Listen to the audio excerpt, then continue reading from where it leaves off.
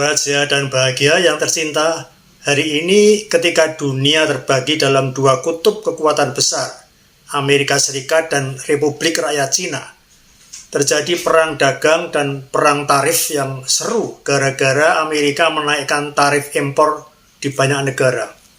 Kepada Cina dinaikkan tanpa ampun 245%. Dan Cina siap menghadapi sikap Amerika itu dengan tindakan balasan, selain melakukan protes ke WTO. Melihat perkembangan situasi saat ini, kita dihadapkan pada pilihan geopolitik yang besar. Mau berdiri di pihak siapa? Ini bukan hanya soal ekonomi atau aliansi militer, tetapi soal arah masa depan dunia.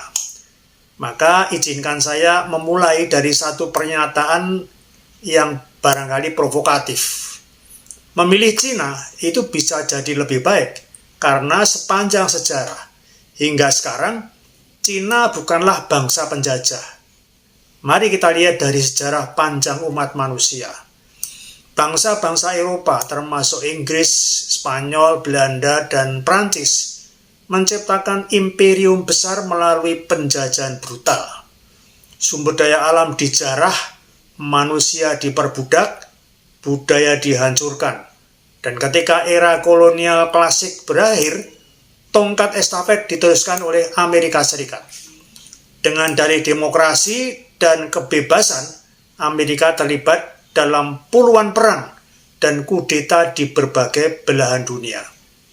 Menurut analisis sejarah militer, sejak berdirinya tahun 1776 hingga sekarang, Amerika Serikat hanya menikmati sekitar 6 tahun tanpa perang.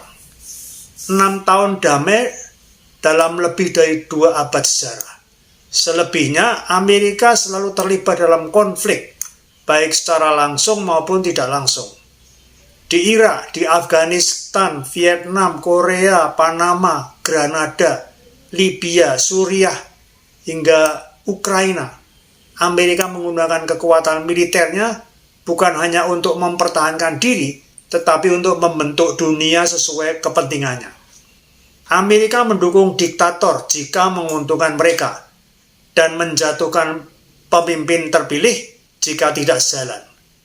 Demokrasi bagi Amerika hanyalah alat, bukan tujuan.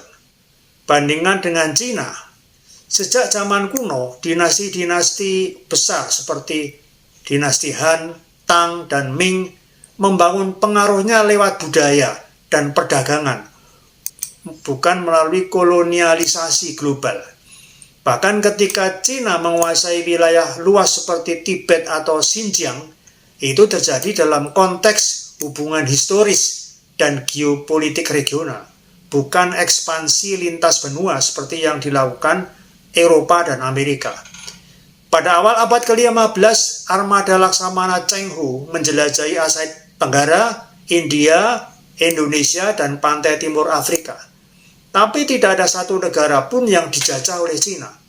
Tidak ada penaklukan, tidak ada pemaksaan agama, tidak ada pencurian sumber daya alam. Cina menunjukkan bahwa kekuatan itu bisa digunakan untuk memperluas pengaruh tanpa menindas. Dalam filsafat politiknya, Cina dipengaruhi ajaran Konfusius yang menekankan harmoni sosial, stabilitas, dan keseimbangan. Dalam ajaran ini, negara bukan medan konflik, tetapi ruang untuk memelihara keteraturan dan kesejahteraan bersama. Ini berbeda dari filsafat Barat yang terutama sejak Machiavelli dan Hobbes menganggap politik sebagai medan konflik kekuasaan. Konfusius mengajarkan bahwa pemimpin harus menjadi junzi atau manusia berbudi luhur yang memimpin dengan teladan moral, bukan kekerasan. Maka tidak heran bila pendekatan politik luar negeri Cina hingga kini lebih berorientasi pada win-win solution dan prinsip non-intervensi. Meskipun ada isu tentang jebakan hutang dari Cina, tapi perlu diteliti lagi siapa sebenarnya mengakibatkan hutang pada Cina tidak terbayar. Dalam ideologi modern, kita bisa lihat kontrasnya lebih tajam lagi. Amerika mengklaim membela demokrasi, tetapi mendanai perang dan menjual senjata ke negara-negara otoriter. Mereka bicara soal hak asasi manusia, tapi menutup mata atas pelanggaran oleh sekutu mereka sendiri. Dalam sistem Amerika, kebebasan bisa berarti kebebasan korporasi besar untuk menguasai pasar global, bukan kebebasan rakyat kecil untuk hidup bermartabat. Cina sendiri pun punya model yang berbeda. Mereka tidak mengklaim dirinya sebagai model ideal.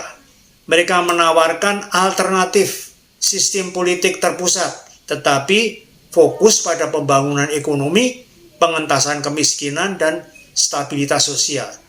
Tidak semua orang harus setuju, tapi hasilnya nyata.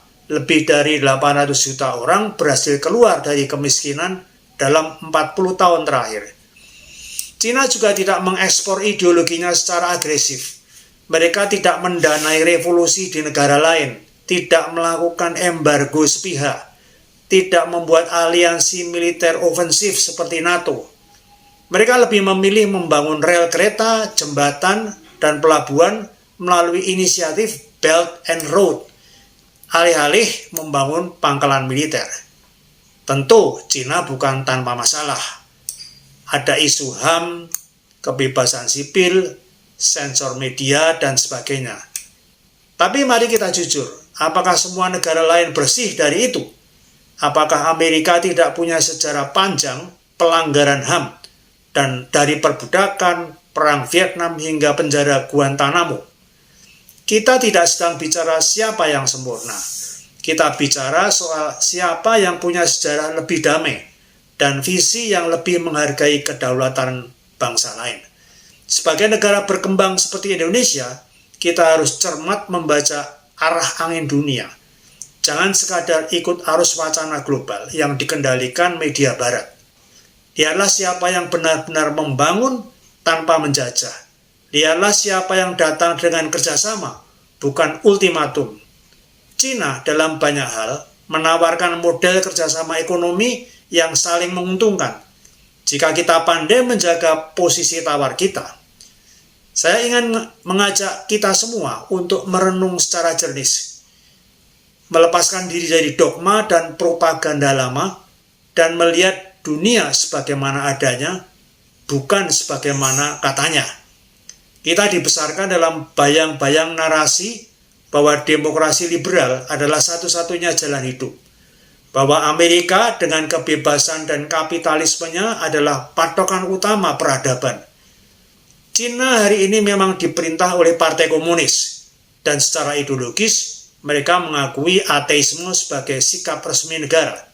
Namun, apa yang kita saksikan hari ini bukan tirani seperti Uni Soviet zaman dulu, melainkan sebuah negara yang stabil, produktif, dan terus tumbuh menyejahterakan rakyatnya.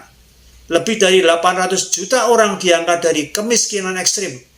Itu bukan hasil khayalan ideologi, tapi buah dari kerja keras dan visi jangka panjang. Apakah itu tidak manusiawi?